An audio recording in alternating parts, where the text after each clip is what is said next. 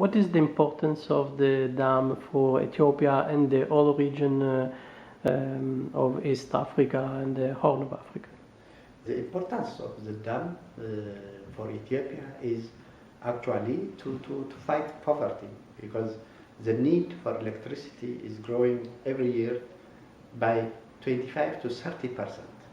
And we have to meet this need to fight poverty and to feed our people, and this is the main objective. And of course the benefits for the other regions is, for the other riparian countries, is that the dam will preserve the water in the dam with less evaporation, and there will be more water which will constantly flow all year round, and this will provide without any fluctuation a constant flow of water to the lower riparian countries like Sudan and Egypt, and they will have a better supply of water.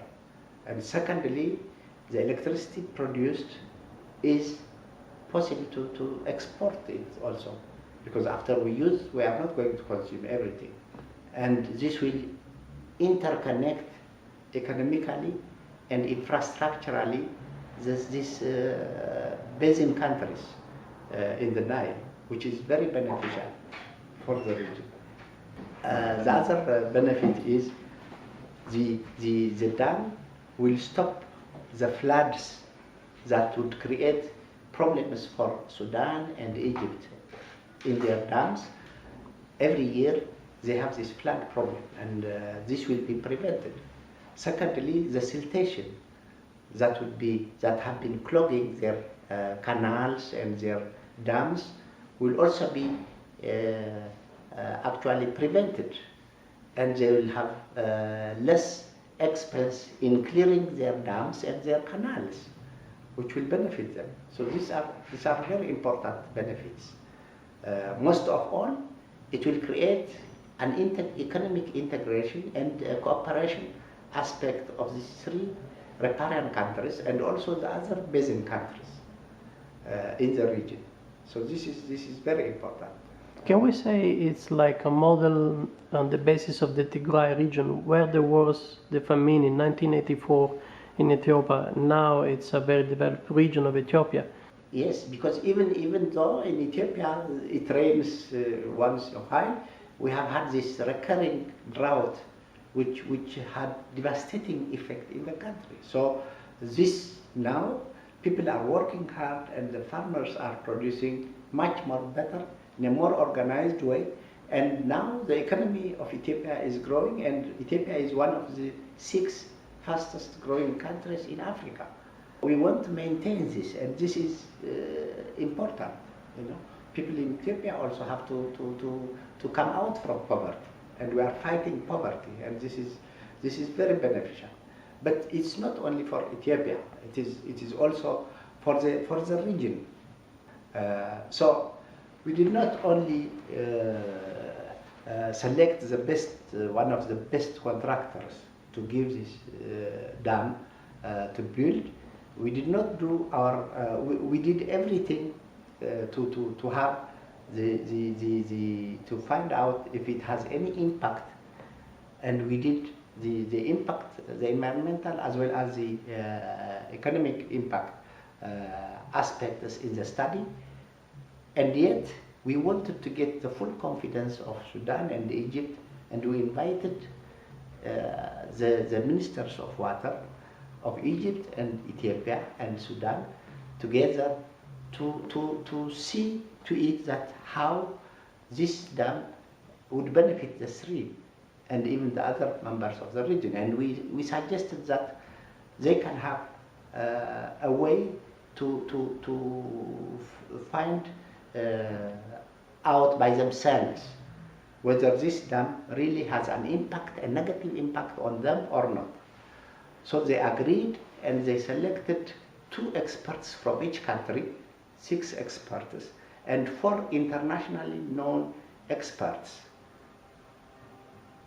And they formed this international panel of experts to go over these documents about the dam and to visit the dam itself and to consult with Salini, the company which has contracted, and they had a visit to the site repeatedly.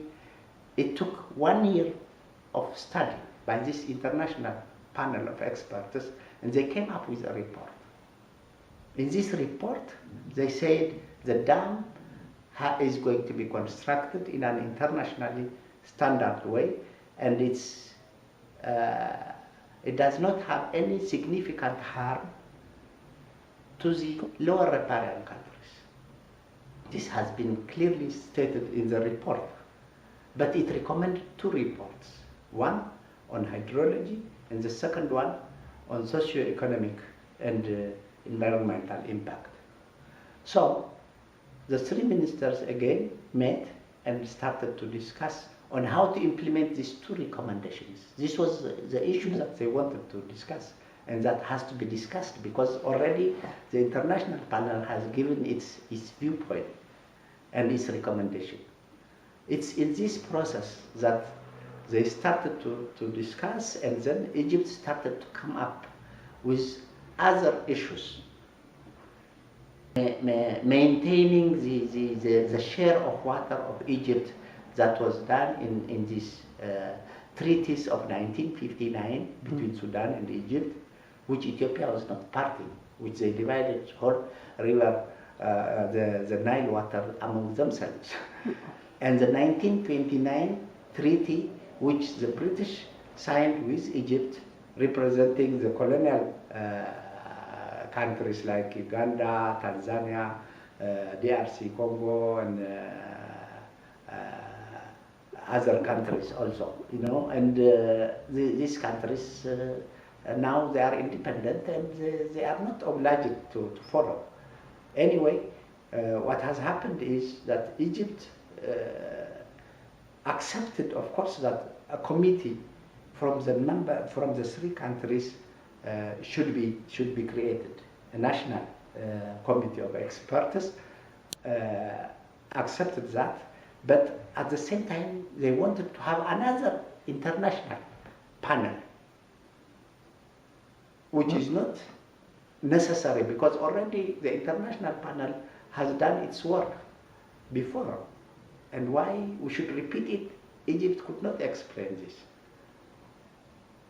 And after 2 consecutive meetings, on the 3rd one, they left the meeting, and they said they will not come back and so on. And now Egypt has started to internationalize the issue, which is not a solution. Ethiopia is open for discussion, and this can only be discussed among the riparian countries and agreed upon. It's a technical thing. The international panel has recommended these 2 studies, and thus it is the implementation of this recommendation which will solve the problem and show it. We are sure that after the dam is built, like the Sudanese have seen the benefit of the Tekeze Dam, and they are supporting this dam, the Renaissance Dam, which is going to produce electricity only, which is not going to be used for irrigation. In fact, as I said before, which will actually benefit both Egypt and Sudan. Now Sudan realizes that it is to its benefit and supports the dam.